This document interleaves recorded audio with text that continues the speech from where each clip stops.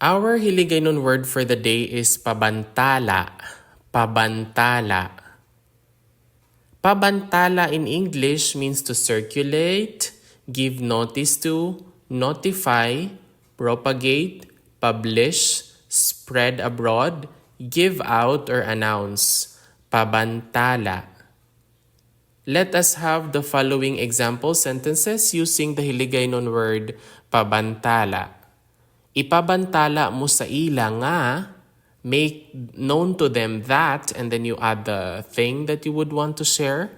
So ipabantala mo sa ila nga, pabantalai ang minuro sang bag-o nga kasuguan sang kasapulan banwa. Inform the village of the new order of the municipal council. Pabantalai ang minuro sang bag-o nga kasuguan. So bago is new and then ang kasuguan is like an order. So new order, bago nga kasuguan sang kasapulan banwa. So municipal council. Pabantalaa si Jose sang magaabot nga bagyo sa bugos nga banwa.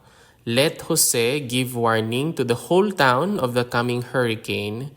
So Jose is like the name of a person, mag-aabot is like to arrive or will arrive, and then a bagyo is a hurricane or a typhoon.